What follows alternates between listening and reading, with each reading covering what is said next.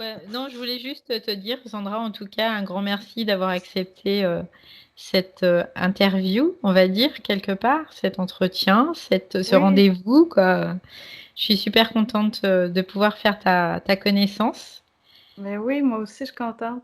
Et je te suis un petit peu depuis quelque temps. Et quand je t'ai découvert, ça a été un peu une révélation pour moi.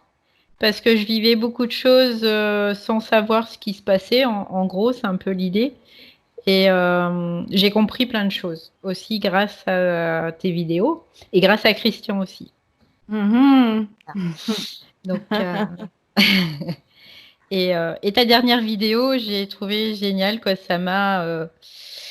Je ressens beaucoup les gens et du coup, j'ai ressenti vraiment, je t'ai ressenti vraiment ta vibration et c'était très émouvant. Voilà.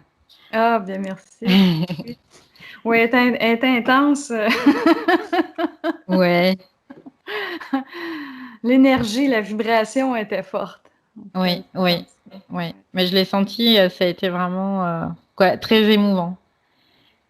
Voilà. Bon, après, moi, je n'explique pas forcément les choses, mais je les ressens et c'est très bien comme ça. Ben Bon, oui, ben oui. Chacun ben, son métier. je suis en train Ouais. de vibrer déjà, alors arrêtez là, hein, ça suffit. Moi, je commence à avoir chaud.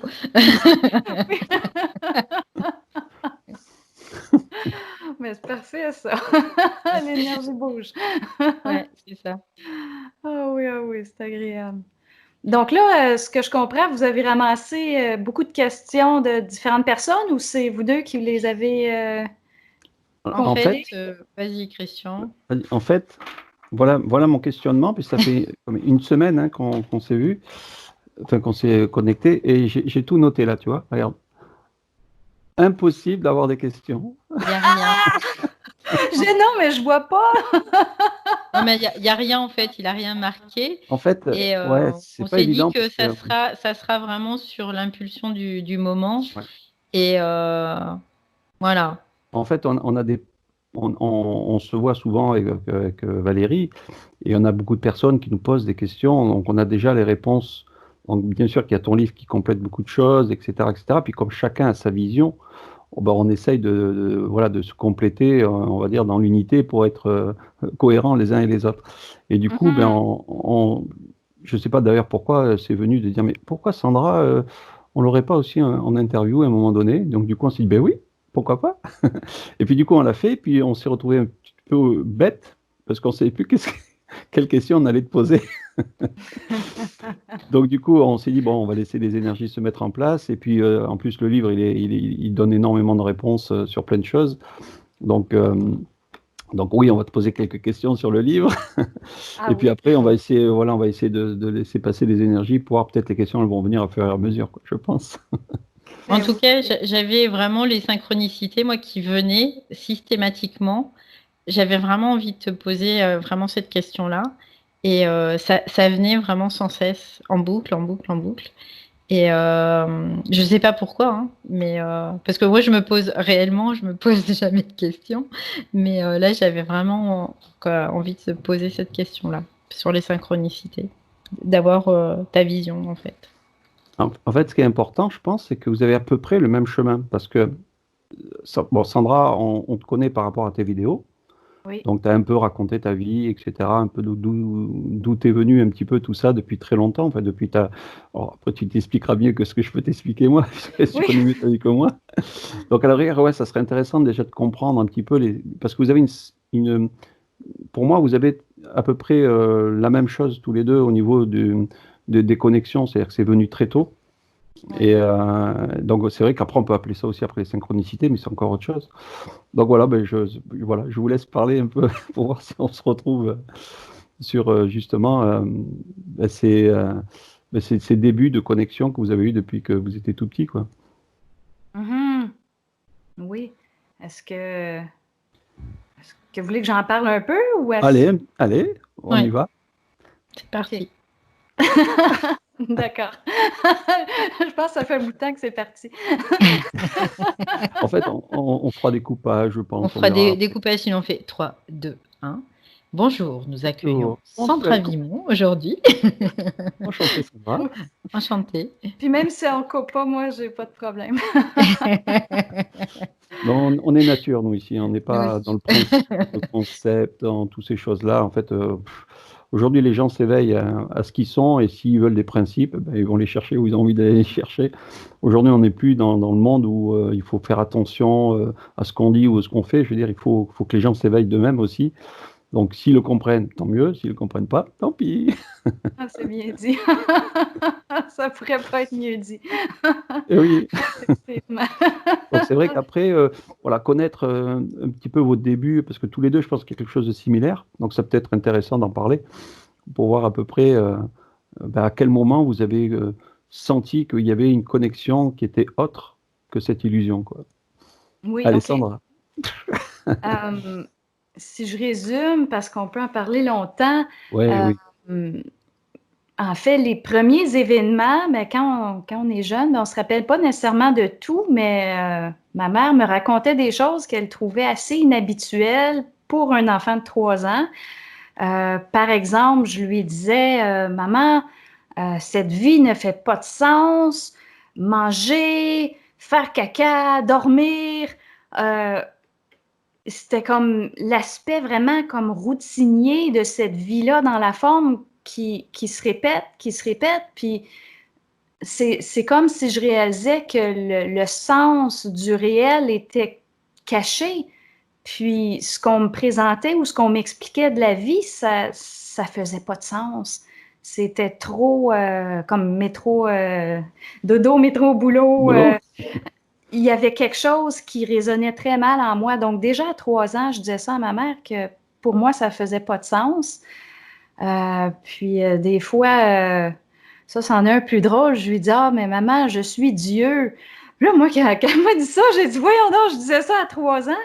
Mais je le comprends dans le sens que si on perçoit Dieu, parce que là, faut commencer à définir, ça devient plus compliqué. C'était pas le Dieu qu'on va s'agenouiller devant dans les religions. À 3 ans, on pratiquait pas la religion chez moi. Donc, ce que je perçois, c'est Dieu, au fond, c'est la nature solaire. C'est l'origine de notre conscience. Donc, c'est comme si déjà à 3 ans, je percevais l'origine de la conscience, puis je constatais en même temps le décalage de la réalité dans laquelle je vivais. Donc déjà, j'étais très décalée. J'étais très timide aussi. Puis je crois que plus timide que moi, ça n'existe pas. Donc ceux qui trouvent que... Il y en a qui disent « Ah, mais t'es une bonne oratrice, c'est facile pour toi. » Oh là là! Je me cachais sous la jupe à ma mère quand elle recevait des amis. Ça donne une idée. À la petite école, les professeurs pensaient que j'étais muette. Ils ne savaient pas que je parlais. Donc, ça va jusque-là. Alors, vraiment, la parole, c'est quelque chose que j'ai dû apprendre à développer. J'ai réalisé que j'ai été très fermée dans mes circuits. C'est comme si quand je suis née, j'ai eu un corps le système nerveux était coupé, tout était coupé pour que je vire pas folle finalement de ma sensibilité, parce que la conscience qui est rentrée dans ce corps-là était d'une sensibilité hors norme, si on veut. Puis si j'avais tout ressenti trop vite, l'incohérence m'aurait amené à la folie probablement. Donc, ça a été très long avant que justement l'énergie commence à circuler, que l'éveil de Kundalini s'est fait plus tard aussi. Donc, tout s'est fait vraiment dans le temps, puis le développement de la parole aussi, pour réaliser que justement, en fait, c'est cette même timidité-là qui m'a fait mes premières grandes prises de conscience face à la pensée. Donc, ça, je pense que j'en avais déjà parlé là, dans une autre entrevue. Mais en gros, si je le résume, c'est qu'au fond, je réalisais que ma pensée était un frein à mon extériorisation parce qu'elle m'empêchait de parler, elle m'empêchait d'aller voir les jeunes hommes qui m'intéressaient. Je pouvais rien faire, j'étais complètement inhibée. Puis, là on parle, j'avais peut-être 14 ans. Donc, j'ai commencé à trouver des trucs pour court-circuiter ma pensée. Donc, marcher puis compter mes pas plutôt qu'appréhender la personne à qui je m'en vais parler. Donc, puis je me disais, mais il est à l'intérieur de moi le problème. Pourquoi est-ce que je suis si inhibée? Pourquoi est-ce que les autres sont si différents? Puis bon, avec le temps, on apprend à se connaître parce qu'au fond, un chemin de conscience, c'est vraiment apprendre à se connaître. Puis toute la science de la conscience, ben, finalement, il faut qu'elle vienne de soi. Donc, il y a une grande connaissance de soi ou un savoir qui doit sortir de tout ce qu'on vit. Il faut comprendre pourquoi ce qu'on vit, pourquoi qu'on était comme on était, pourquoi on a eu le corps, pourquoi on a le corps qu'on a, la famille qu'on a. Puis ultimement... Et à cette époque-là, il n'y avait personne qui pouvait te dire, ou te dire, je suis déjà passé par là, je peux t'expliquer. Puis là, tu étais vraiment, entre guillemets, seule à réfléchir, toute seule, quoi. Donc oui, l'étude, c'est un bon point. Il y avait, puis déjà à cet âge-là, mais on ne peut pas dire qu'Internet était encore... Oui. On était avec les petits modems qui commençaient là, avec les dong-dong, puis c'était lent, puis Internet, c'est vraiment pas ce que c'était aujourd'hui. Là. Donc, trouver des informations sur ça, c'était impossible, c'était inexistant, littéralement.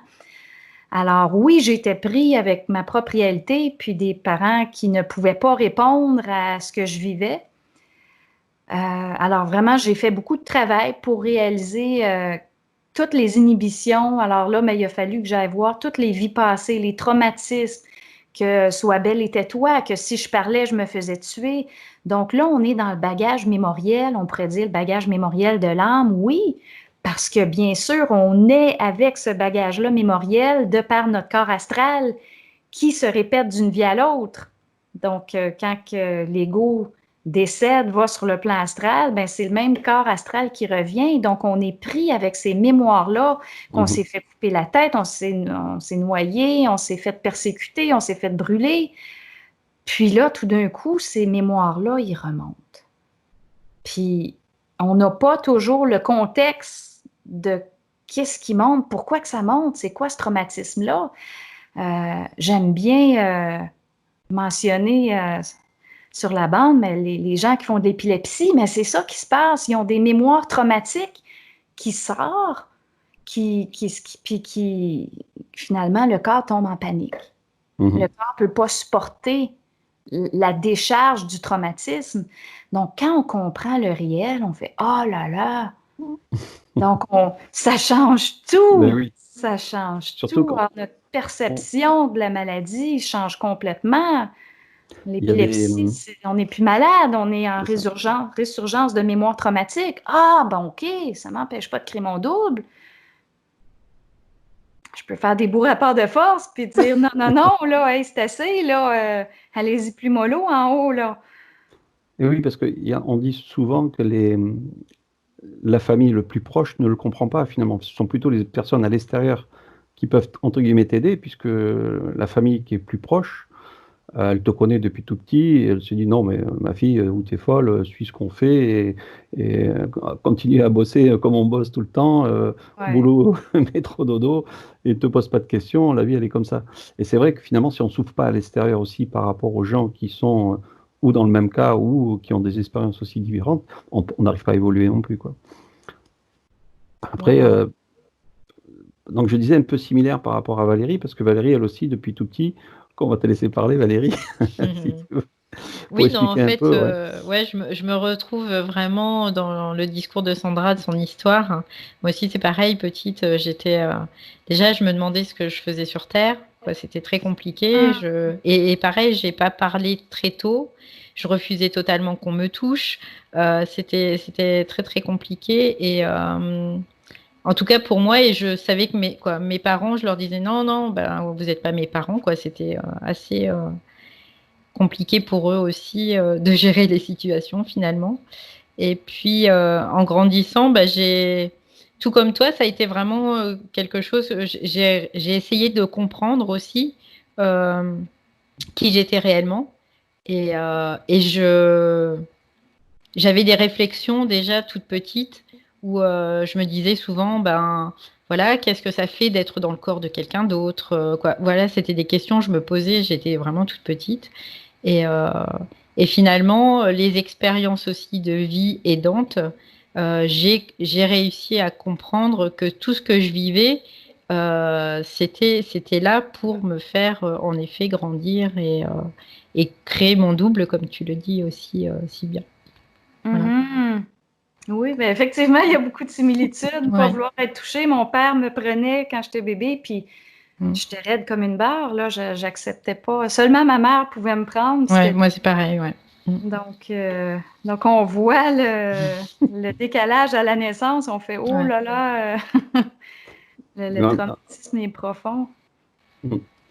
Et après, donc, alors on va passer à l'étape supérieure dans le sens où après, à quel moment tu t'es rendu compte que, que tu n'étais pas Sandra et finalement que tu étais réellement quelqu'un d'autre qui t'a, enfin quelqu'un d'autre, que tu étais plutôt une énergie Oui. qui était à l'intérieur de ce corps et justement qui n'était pas à sa place pour le début. Je veux dire, après, tu as compris qu'il y avait un travail à faire qui était différent. Euh, à quel moment, je veux dire, tu as eu ce déclic en te disant, c'est bon, maintenant je me pose, je sais qui je suis, sans savoir que, enfin, sans t'identifier à Sandra, quoi. Oh wow. C'est quel moment que je pourrais dire je sais qui je suis? Ben ça a pris beaucoup de fusion avant que je puisse dire ça. Parce que je me suis posé des questions longtemps, longtemps, longtemps. Euh, dans la vingtaine, je me suis mis à voir dans les plans, dans l'invisible. Ça retouche un peu, Christian, ce que tu disais, que c'est les gens à l'extérieur qui m'ont vraiment apporté beaucoup dans ces années-là de ma vie pour comprendre ce que je voyais, parce qu'on voyait toute la même chose. Mm. Alors, j'allais voir des canalisations, puis là, je regardais comment ça se passait, le truc d'énergie qui se place, le chevauchement des corps. Puis là, j'étudiais, puis j'étudiais, parce qu'au fond, ils voyaient comme moi, mais il n'y avait pas plus de réponses.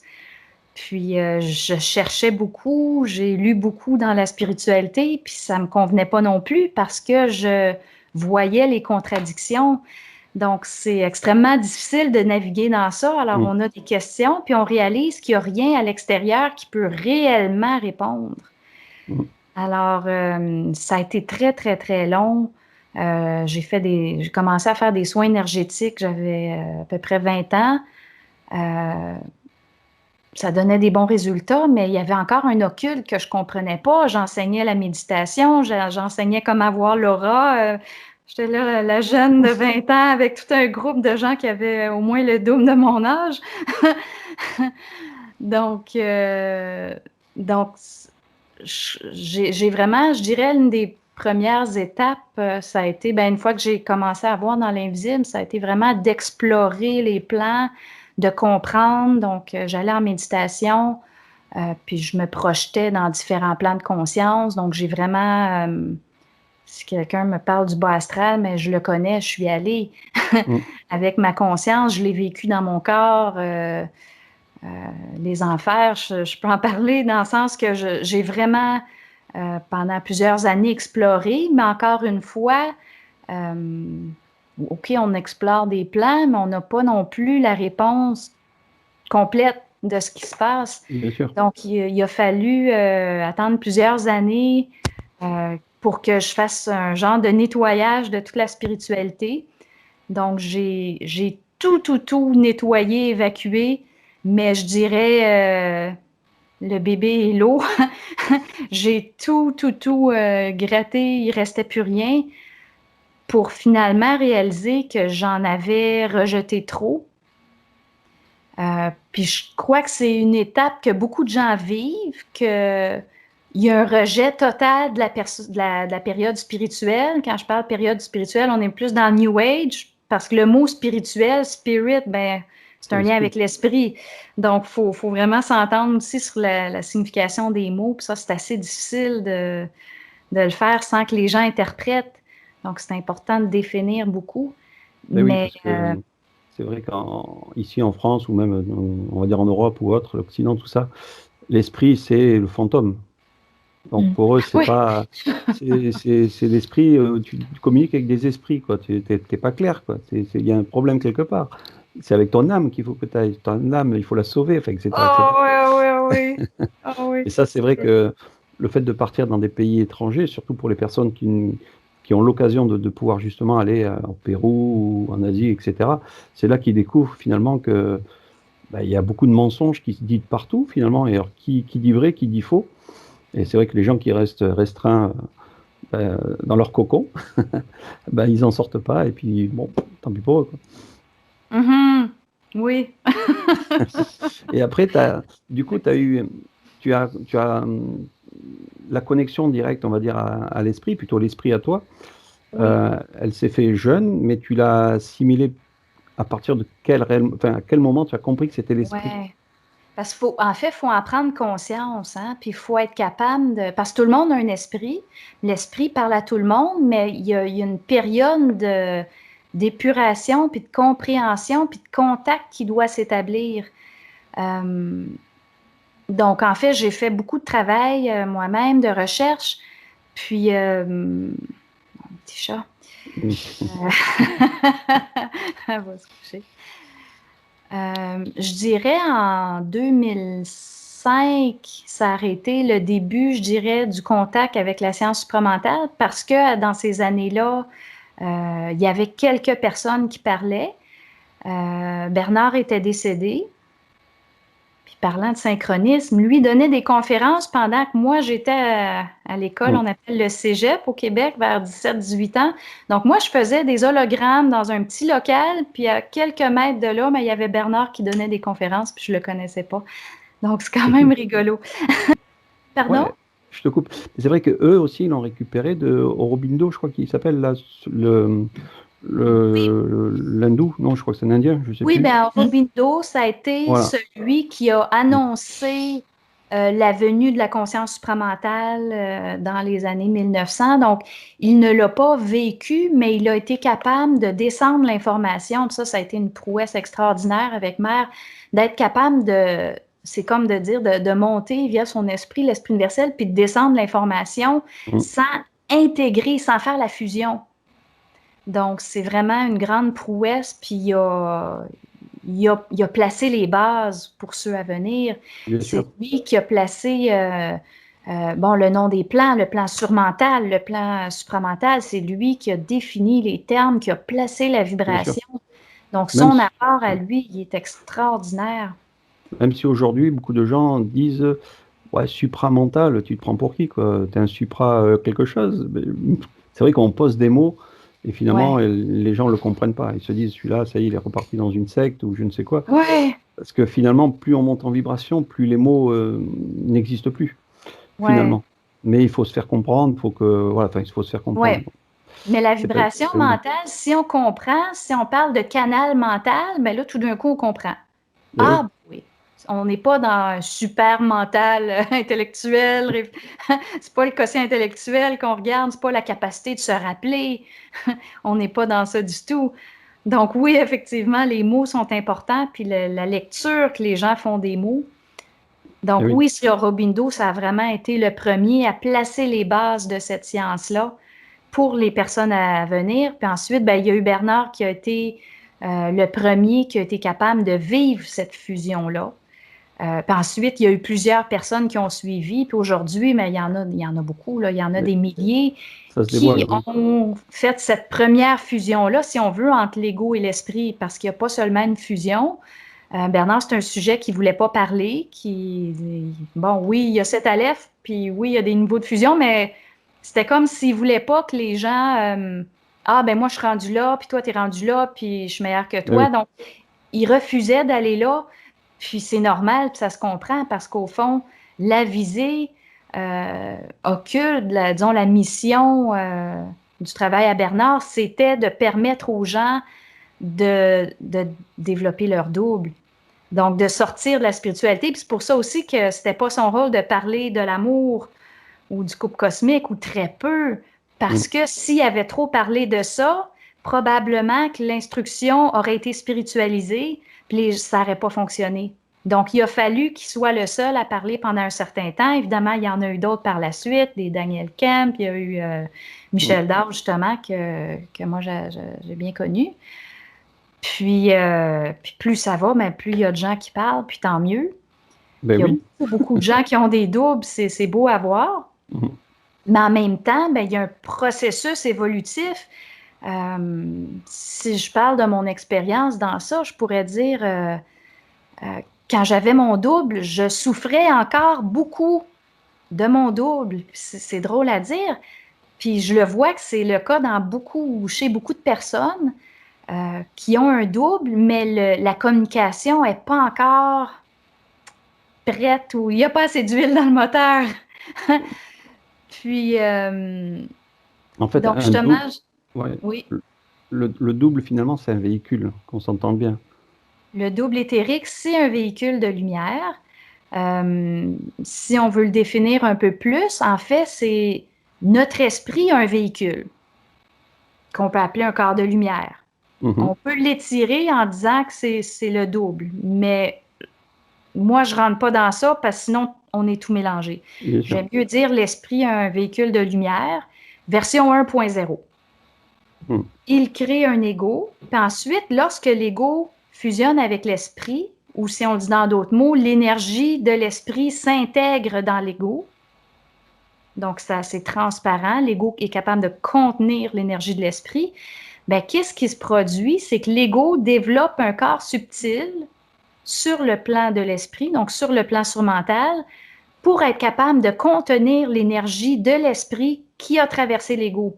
Donc là, on a un corps Mhm. de lumière 2.0 Oui, parce parce que que, l'ego voilà, y a accès. Il parce que, habite ce corps.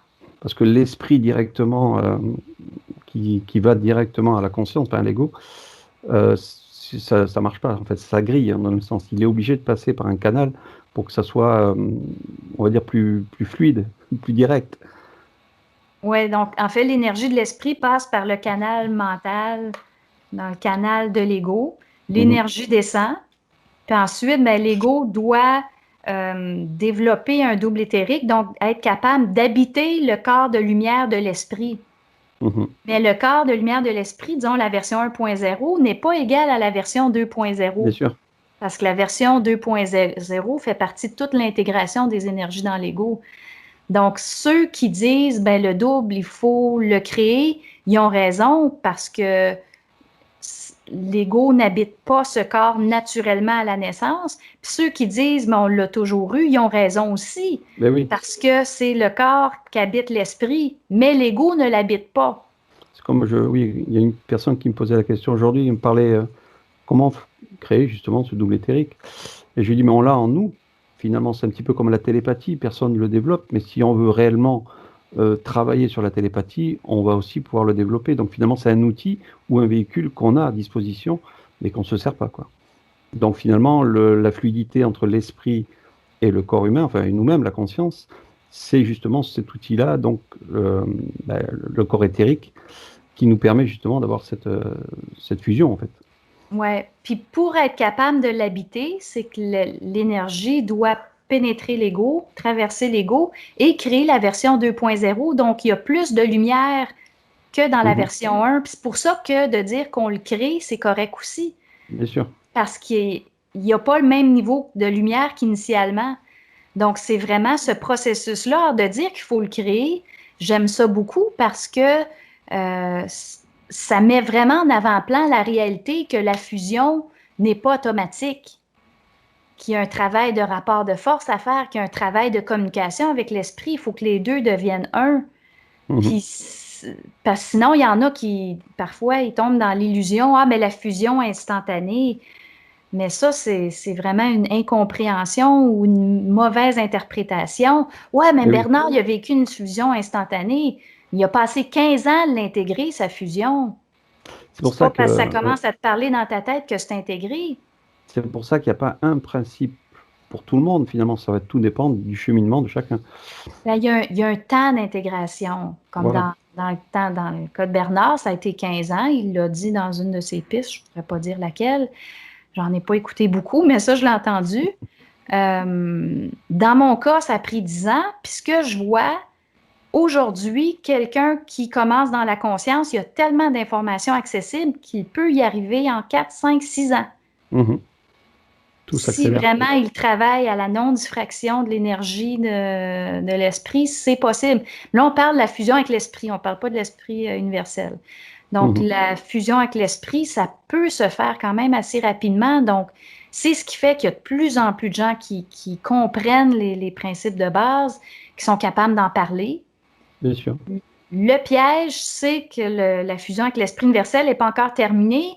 Donc, la croyance qu'avoir un double, qu'on a tout fini, puis qu'on est le maître du monde, ben ça, c'est encore une fois un gros piège. Parce que la personne, c'est comme si elle veut plus douter, donc elle tombe dans la croyance, puis elle impose sa croyance aux autres parce qu'elle comprend pas encore suffisamment le réel de qui est l'autre. Donc là, on voit, c'est l'amour qui est manquant. Et oui. Puis le fait que j'étais très timide, pour moi, c'était pas une avenue là, d'imposer mes choses sur les autres. Je parlais pas ou je parlais très peu.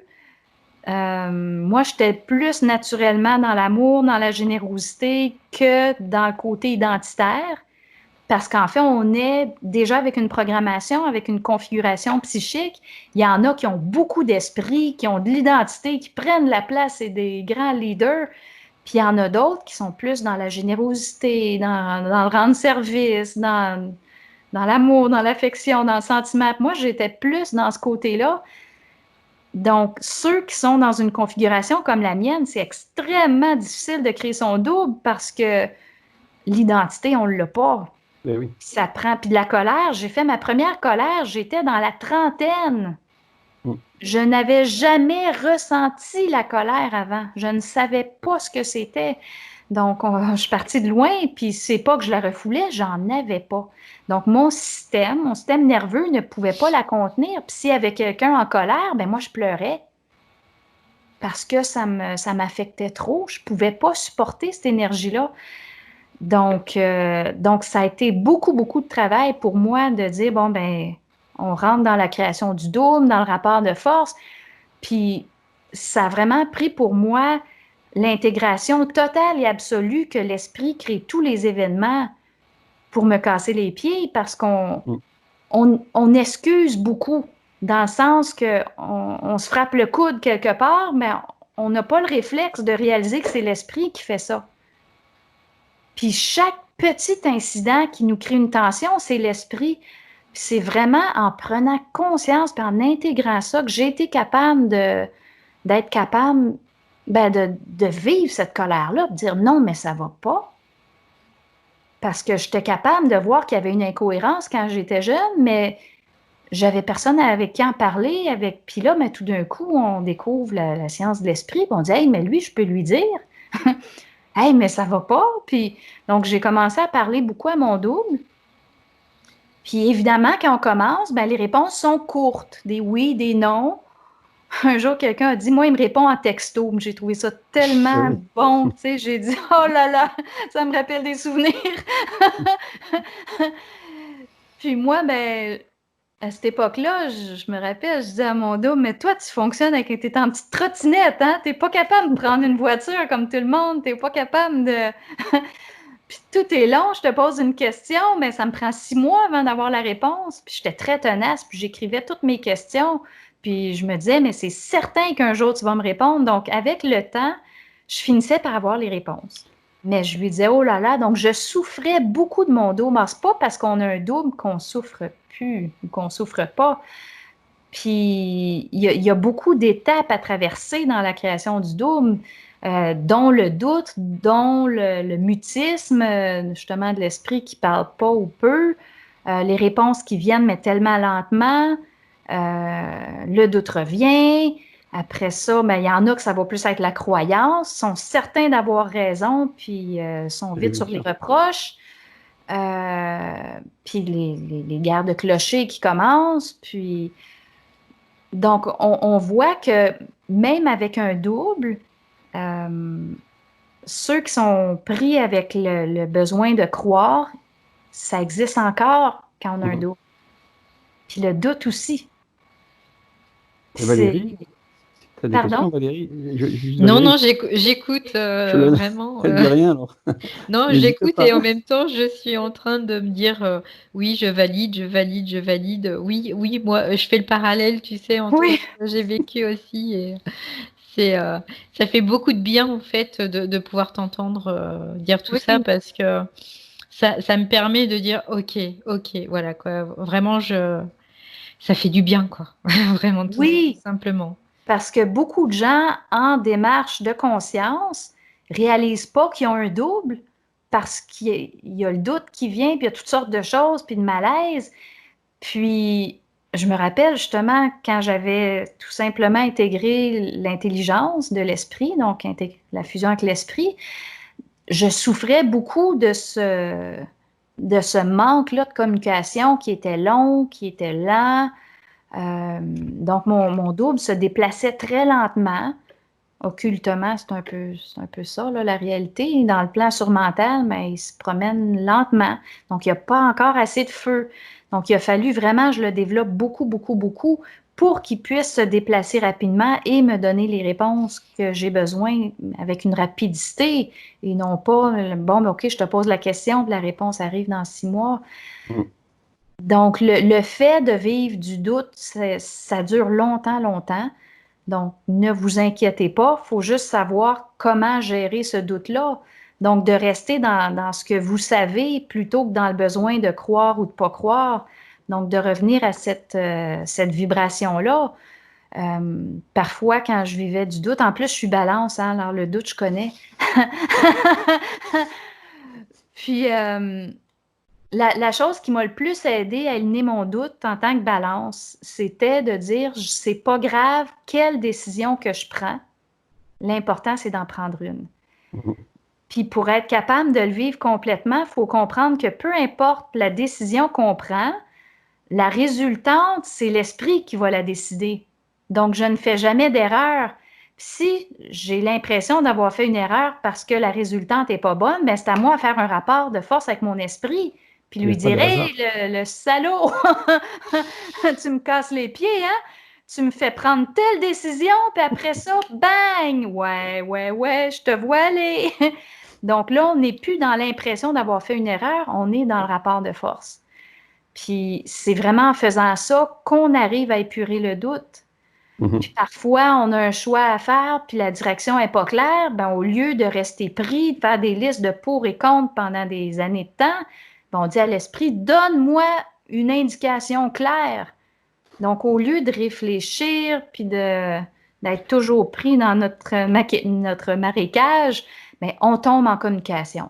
Puis on tombe en communication, puis on confronte, puis plus on le fait, plus on lui parle, plus le canal s'ouvre, C'est fluide. puis plus ça devient fluide. Puis, Après, je dirais, voilà, il y a les croyances qui restent ancrées dans le subconscient. Donc, automatiquement, beaucoup de gens sont à 80, plus de 90% dans le subconscient. Donc, leur habitude du jour, leur travail, bah, tout ce qu'ils mettent en place. Donc, c'est là où la difficulté, elle est aussi à lâcher prise tout ça pour pouvoir passer justement au stade supérieur et communiquer réellement avec son soi, quoi. ouais. Puis lâcher prise, au fond, c'est de commencer à savoir que il faut communiquer avec l'origine de la pensée plutôt que tout réfléchir. Bien Parce qu'au sûr. fond, la routine, l'habitude, c'est qu'on a toujours pris la pensée comme étant la nôtre. Et oui. Alors, Puis, justement, on avait une oui, question. Une oui, des seules qu'on avait notées presque. oui. Quelle est la différence entre la pensée et l'inspiration? OK, pensée, puis l'inspiration. La pensée, la pensée, en fait, a plusieurs origines. On pourrait dire la pensée peut provenir de notre esprit, donc c'est nous, ça va bien, Mhm. c'est notre intelligence. La pensée peut provenir de l'esprit universel, donc là c'est le rapport avec l'autre qui s'harmonise, ça va bien. La pensée peut provenir de la source, donc ça c'est tout l'aspect, c'est l'intégration totale de la volonté Oui, avec la l'amour et de l'intelligence. dualité. Ouais. Bon, ça c'est plus long à expliquer. Euh, donc, les pensées, c'est ce qui descend dans notre canal mental. Donc, qui provient, là, j'ai parlé des 3 pôles, qui sont nous-mêmes sur notre multidimensionnalité de conscience. Et en plus, ben, il y a l'énergie de ces pôles-là qui est diffractée, qui est récupérée par des entités astrales surmentales, qui nous envoient des pensées colorées aussi. Donc, la pensée, c'est pour ça qu'on dit qu'il faut faire le tri de la pensée pour seulement garder les pensées qui proviennent de notre multidimensionnalité de conscience et non pas le produit de la diffraction. Donc ça, c'est vraiment, si on veut parler de pensée, on pourrait le dire comme ça. L'inspiration, j'aime ça, ça recoupe un peu l'inspiration, ça m'amène à intuition aussi. Je dirais l'inspiration, c'est une énergie qui provient du plan supramental. Parce qu'au fond, l'inspiration, souvent, si elle n'est pas récupérée astralement, mais normalement, ça crée quelque chose de beau. Ça crée quelque chose qui vibre, quelque chose qui parle. Si je donne plusieurs exemples du milieu artistique, où est-ce qu'on va parler beaucoup d'inspiration, une personne peut peindre une toile, elle va dire « j'ai été inspirée ». Donc, une énergie qui est rentrée en moi, puis ça m'a émerveillée, puis ça m'a fait voir quelque chose. La personne a pu peut-être voir quelque chose dans son 3e œil, ressentir, ou peut-être même si elle ne voit pas avec son 3e œil, il y a une sorte de sensation, image qu'elle reçoit, qu'elle veut transmettre en peinture. Mais il peut y avoir quand même une coloration de l'astral qui inspire pas bien finalement. Ben, si on parlerait, j'ai été inspirée pour commettre un meurtre, j'ai été inspirée pour peindre une toile qui incite à la haine. Est-ce qu'on peut parler de réelle inspiration? Je dirais non. Une manipulation. Il y a une énergie qui a été colorée. Donc oui, l'énergie originelle est correcte. Parce que oui, on pourrait même dire que quelqu'un a été inspiré à dessiner un démon. Oui, ben dans un côté éducatif, tu sais, ça dépend toujours de la vibration qui est en arrière. Dire, bon, ben moi, en dessinant, c'est comme si je le sors de moi. Puis idéalement, quelqu'un qui ferait ça dirait, mais après, je vais peindre ma toile en blanc. Après, je vais le sortir, puis je vais rechanger la vibration, puis je vais dessiner autre chose, un soleil ou... Donc, c'est plein de nuances. L'inspiration, ça peut aussi être en musique. J'ai connu un musicien qui était fantastique, qui, lui, réussissait à composer de la musique, mais en fait, il allait chercher de la musique qu'il avait déjà composée dans des vies parallèles.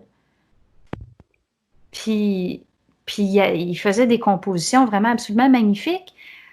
Donc, quelqu'un dira, mais lui pourrait dire, mais j'ai été inspiré.